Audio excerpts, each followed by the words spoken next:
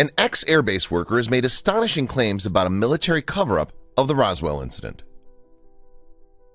It was summer of 1947 when perhaps the most controversial of all UFO incidents took place at a ranch near Roswell, New Mexico. Indeed, the intrigue surrounding this event continues to this day more than 70 years later. Some regard the Roswell incident as a subject of conspiracy cranks. Meanwhile, others see it as evidence that the U.S. government has secrets that it wants to keep from its own populace. The actual events around Roswell in those summer weeks of 1947 are somewhat murky, to say the least, but the whole thing seems to have started when one William Brazel, a farmhand foreman at the Foster homestead near Roswell, found some unidentified wreckage about 30 miles north of the town. The July 8, 1947 edition of the Roswell Daily Record ran with the front page headline, "RAAF captures flying saucer on ranch in Roswell region."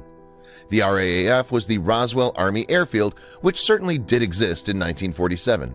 Indeed, it's still there today, but renamed the Walker Air Force Base. And the RAAF had issued a press release about the disc that Brazel had found.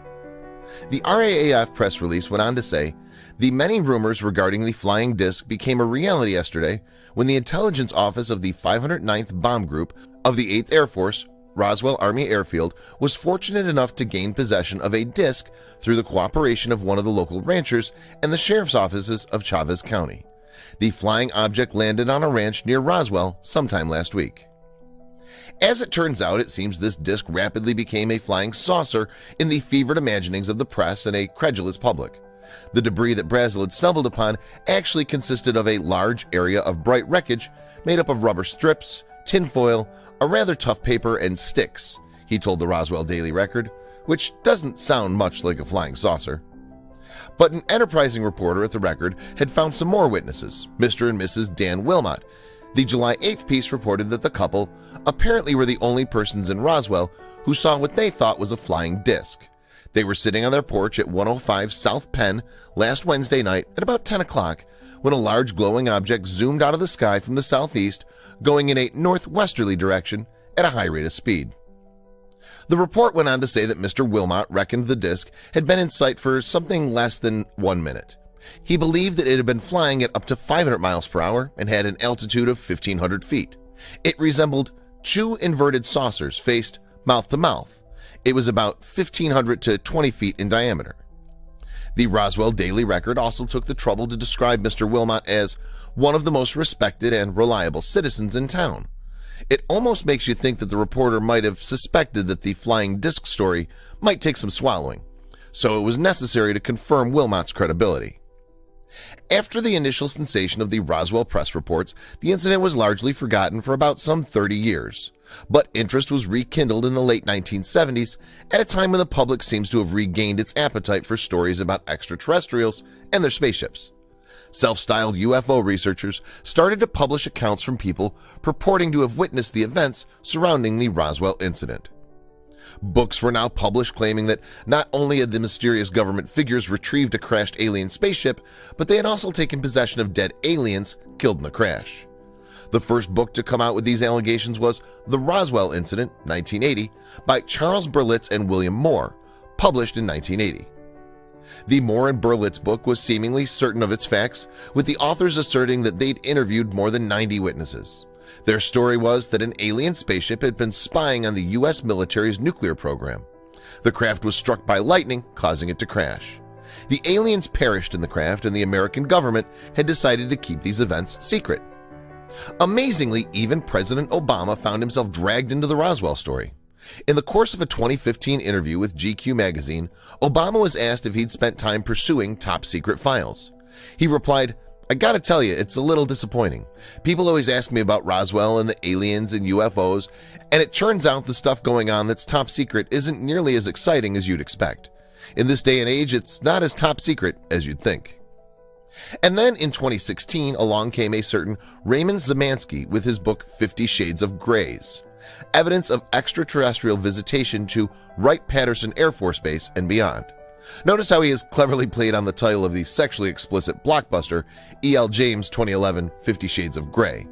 But surely only the worst kind of cynic would think that Zemansky was trying to whip up interest in his book by piggybacking on James's bestseller. Now described as an extraterrestrial researcher, Szymanski says that he worked as a senior engineer at Wright-Patterson Air Force Base in Dayton, Ohio for 39 years. And during that time, he was privy to many of the U.S. government's darkest UFO secrets. These secrets include the clandestine operation and cover-up that came in the aftermath of the Roswell incident. While working at Wright-Patterson, Szymanski had a friend and mentor called Al, and he was the man that revealed the secrets of the base. Speaking to UK tabloid The Sun in September 2017, Szymanski recalled, he, Al, said that in 1947 there was a crash down in Roswell and they brought the machines and the aliens here for inspections and said they keep them in secret tunnels under the base. I was stunned, Szymanski continued. Me, a young co-op student, barely in his first week, was now initiated into a small group of 10,000 people and given their most incredible secret ever, that we have aliens and their craft in our tunnels on our base. Some might wonder how 10,000 people, not that small of a group, managed to keep these government secrets for so many years. Szymanski said that he had seen the storage areas, a network of tunnels and chambers prepared to stash aliens and wreckage. But although he says he's seen those secret underground facilities at Wright-Patterson, he claims he's never seen an alien.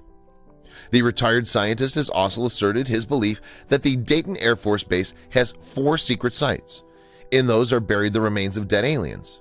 One place is under the car park of which he calls the Foreign Technologies Division for UFO Reverse Engineering. If there is such a division, it's too secret to appear on any government website. For some, that simply confirms its existence. You might ask why the US government has decided to keep all this alien activity secret. Szymanski has an answer. He told The Sun, "We still aren't ready for full disclosure. The governments like to keep secrets because that's what keeps us safe sometimes. I really don't see a change. I don't think the fact that we have cell phones or 150,000 cable TV channels will make us any more prepared than the people were in 1947 after Roswell." An alternative explanation for the Roswell incident does in fact exist. What crashed near Roswell was in fact a scientific monitoring balloon. The debris that William Brazel found in 1947 was the remains of the balloon, but the government did lie about it. The balloon was actually designed to monitor nuclear tests, but the government claimed it was merely a weather balloon. And this cover-up has been fertile ground for conspiracists ever since. Remember though, the truth is out there.